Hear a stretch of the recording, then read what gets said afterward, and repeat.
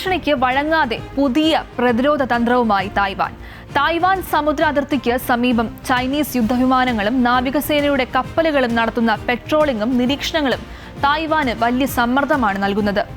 Chinese ഭീഷണി നേരിടാൻ Taiwan തിരഞ്ഞെടുത്തിരിക്കുന്നത് ആധുനിക സാങ്കേതിക വിദ്യയുടെ വഴിയാണ്.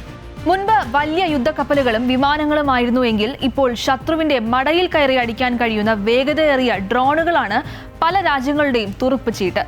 അതെ, ഹെൽസ്കേപ്പ് എന്നാണ് ആ പുതിയ പ്രതിരോധ തന്ത്രത്തിന്റെ പേര്. അതായത് തായ്വാൻ കടലിടുക്ക് മുഴുവൻ ഡ്രോണുകളുടെ നരകമാക്കുക എന്നതാണ് ലക്ഷ്യം. റഷ്യ യുക്രൈൻ യുദ്ധത്തിൽ നിന്നാണ് തായ്വാന് ഈ ഐഡിയ കിട്ടുന്നത്. ഹെൽസ്കേപ്പ് ഡ്രോൺ സംവിധാനത്തിലൂടെ 3 കാര്യങ്ങളാണ് ലക്ഷ്യം വയ്ക്കുന്നത്. ആക്രമിക്കാൻ വരുന്ന ശത്രുവിനെ വേഗം കണ്ടെത്തുക, അവരുടെ നീക്കങ്ങൾ നിരീക്ഷിക്കുക, തായ്വാനിൽ ശത്രു സൈന്യം കാൽ കുത്തുന്നതിന് മുൻപേ തടയുക. ഏരിയൽ സീ അണ്ടർ വാട്ടർ ഡ്രോണുകൾ ഉപയോഗിച്ച് എല്ലാ ഭാഗത്തു നിന്നും ശത്രുവിനെ കീഴ്പ്പെടുത്തുകയാണ് പ്ലാൻ. ഇത് വെറുമൊരു പ്ലാൻ അല്ല, ഘട്ടം ഘട്ടമായി തായ്വാൻ ഇത് എക്സിക്യൂട്ട് ചെയ്യാൻ തുടങ്ങിയിട്ടുണ്ട്. രാജ്യത്തിനകത്ത് തന്നെ ഡ്രോൺ നിർമ്മാണം വേഗത്തിലാക്കി തുടങ്ങി. കൂടാതെ തങ്ങളുടെ സൈനികർക്ക് ഡ്രോൺ ഉപയോഗിക്കാനുള്ള പരിശീലനവും നൽകി വരികയാണ്. ഇതിന്റെ ഉത്തമ ഉദാഹരണമാണ് ഹാൻ കുവാങ് സൈനിക അഭ്യാസ പരേഡ്. ഈ പരേഡിൽ സൈനികർക്ക് ആവശ്യമായ പരിശീലനം നൽകിയിട്ടുണ്ട്.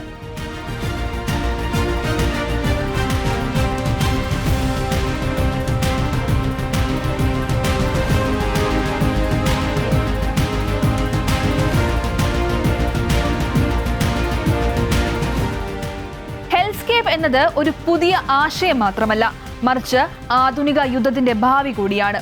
ചിലവ് കുറഞ്ഞതാണ് ഡ്രോണുകൾ. ചെറുതായതിനാൽ കൃത്യമായ ലക്ഷ്യസ്ഥാനത്ത് അതിന് എത്തിച്ചേരാൻ സാധിക്കും. തായ്വാനും ചൈനയും തമ്മിലുള്ള തർക്കത്തിന് വർഷങ്ങളുടെ പഴക്കമുണ്ട്.